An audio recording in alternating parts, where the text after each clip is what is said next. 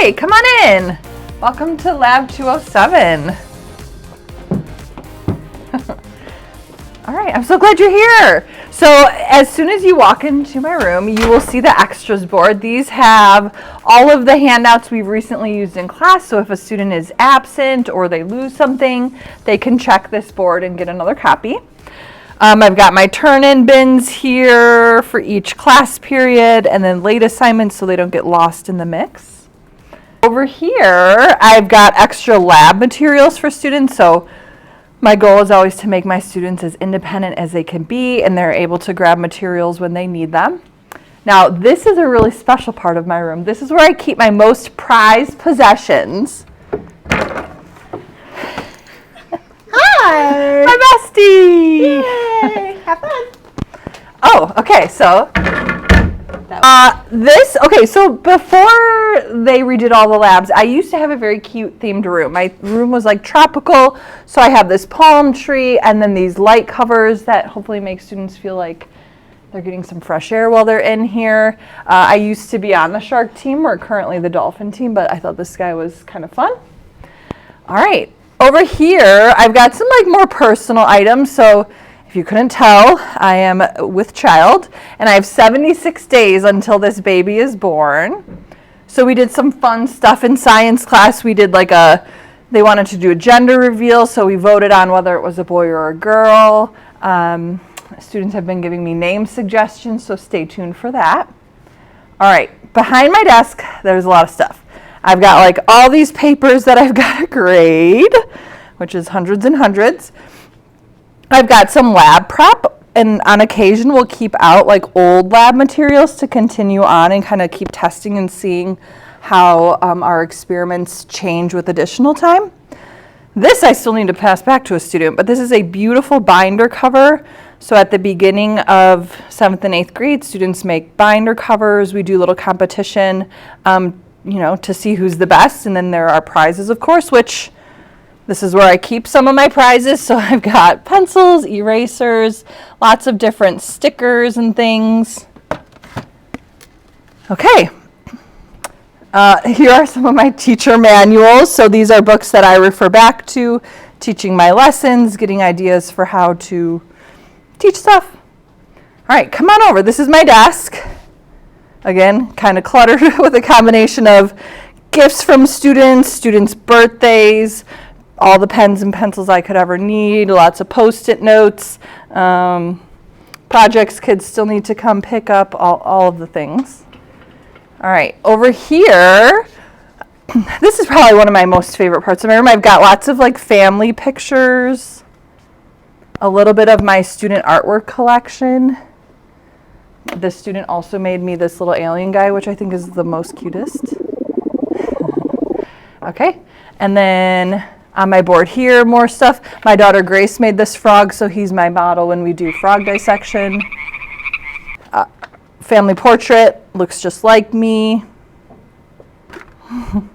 This is a really hidden spot, but I'll show you for cribs. My snack drawer, okay? Don't be coming in here. But all my important snacks. Oh, this is good. So these are the points. So each class period has an opportunity to earn points throughout the week. When we get to 10, we get a prize. So you can see this group just got their prize. This one's getting close. Okay. This is a fun sciencey thing. So I like to, when kids find bugs around the classroom, because there are some in here, we put them on our Magiscope, and then we zoom in, and you'd be surprised how cool some insects look close up. Okay. This is one of my little mini boards that remained after the construction. So this is what a scientist looks like, a mirror. You can also check out how good you look in your safety goggles, right? Very fashionable always in science. We've got our periodic table, which you'll learn about a lot in 8th grade science. And then another kids supply area. This is more like general supplies, not so much stuff for labs, but tape, staplers, scissors, all that good stuff. Over here, we have some important science safety tools. Brooms, we do break glass on occasion. We do some planting labs where there gets to be dirt on the floor. Kids love to help out and clean all that up. This is a fire extinguisher. So an 8th grade students all get to practice using a fire extinguisher with the Niles or Park Ridge Fire Department. So that's a really exciting day at the beginning of 8th grade. All right, would you like to check out the science prep room? This is kind of a hidden secret space. So Mr. Bernio next door and I share, well, really all the science teachers do, but Mr. Bernio and I, we have kind of some current materials here that we run in here and grab when we're running short during lab. Oh, here, look, check this out. This is the glass disposal bin. Look at all that broken glass. So even when you're being as safe as you can be, glass breaks. Okay. Over here. Now this is something Miss Tenner and I have put together. We share materials. So each of these bins you can kind of see is like labeled with a different lab. So when we're getting ready for you guys to do a lab, we pull these out and look at that. Everything is in there. This was hours and hours of prep though, years ago. So love that. More general science supplies here. So you might recognize some of these if you have had 7th or 8th grade. Storage baggies, lots of microscope stuff. So we're still kind of organizing this as a science department. These two cabinets were a lot of solve it with science materials. So things like duct tape, masking tape, scotch tape, all of the tapes, Legos. What are those? Index cards, everything you could imagine. Okay, so many materials. Over here, oh yeah, so these are the hubs, like the brains of the robots we do in Solve It with Science. So these are the brains of the robots, and then over here are these bins. You can see an example robot right there. But kids go through a set of directions to build some different kinds of robots. There's always some free build time. We do battle bots, so it's a super fun class. And to stick with Solve It with Science, there's another experiment we do called trash sliders. So kids use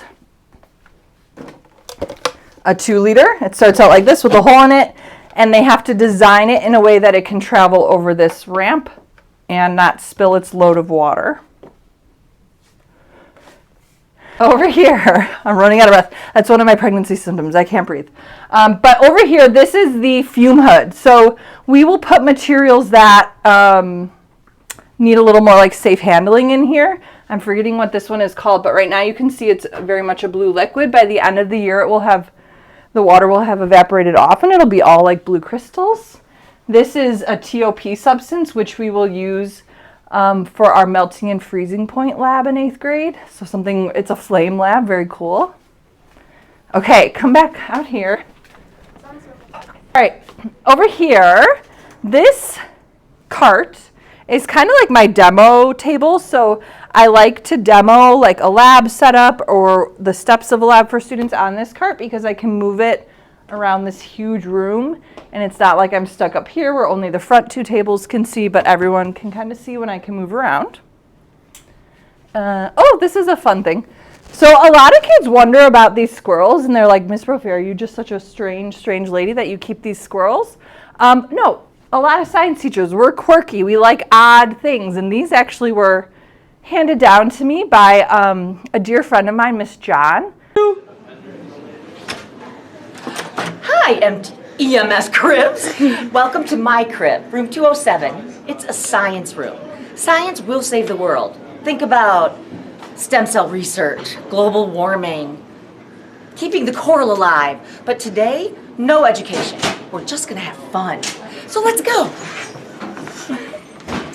Well, the first thing I want you to see are our little core mascots. This happens to be Carl. This is Carl. He had so much love that his fur even rubbed off. So then we had to get Carl Jr. Carl Jr. is much more fur, and one of the students made him a hat. The hat was going to be good for this guy, Carl, because see, they chewed his ears off. And yeah, I know you're wondering, were those ever real? Of course they're real. It's science. So Miss John taught in this room for years and years before I did, and these were part of her collection, which I've now inherited. Some years we name them. I haven't done that lately though. Okay, I've got this spinning wheel. which I haven't used in a few years, but what I used to do is when a visitor would come in, I would spin the wheel, or I would let the visitor spin the wheel, and if it landed on the orange star, the whole class got a treat. So we should probably bring that back. These are some of my plants. Not only am I a plant lady at school, but at home, fun fact, I grew 30 pumpkins this summer. Okay, all right, follow me. Each station, again, building that independence of my science students, has their own lab cabinet.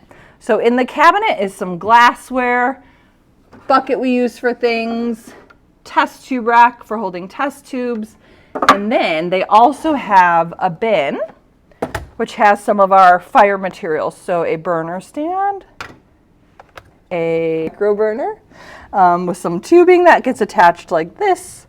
And my students have already been practicing their flame abilities.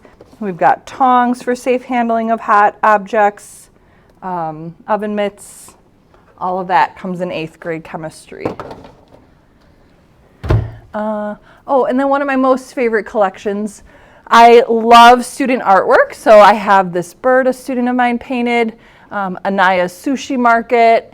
I had to earn this plaque, this Sigma plaque. I think it means something good. Okay, but I had to take like 2 quizzes to get that. Whew. All right, the most exciting part of 8th grade. Everyone wants to know about our fire lab. So I'm just going to show you how we get the fire started on a micro burner.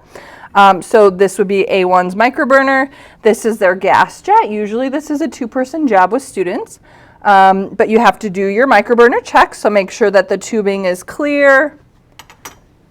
You tighten the barrel, close the gold pin and open it a 1/4 turn, and then make sure these windows are closed to light. All right, here we go. So I turn the gas on, use my striker. 1, 2, 3. Oh, no gas or no fire. Okay, so I turn it off. We say 3 strikes, you're out. Give it a minute, and then we can try again. Okay, I can hear the gas, so let's see if this one works. Woo, there we go, we have flames. Okay, so the first thing you do once you have a flame is you open up this window, and that gives you a much hotter flame. You can see the 2 cones there, and then we start our lab. To extinguish it, turn off the gas. Okay, all right. All right, another thing students are usually pretty curious about is the eye wash station. So, you know, if you got a chemical or something in your eye, we would obviously want to get that out as quickly as we could. So what you do for the eye wash is you kind of follow the directions here. You push this down, it will pop up the caps, and then you're actually supposed to keep your eyes in the water for 15 minutes. So you hold your eyes open over the water for 15 minutes to flush out whatever has gotten in there. So not fun or comfortable, but better than, you know, losing your eyesight or something like that. So then to turn it off, put the caps back on so everything stays clean. Oh, shoot. All right, guys, it is my snack time. I got to raid my snack drawer, so I'm so sorry, but you got to go. Thanks for visiting. I hope you learned a little something about 7th and 8th grade science. Thanks.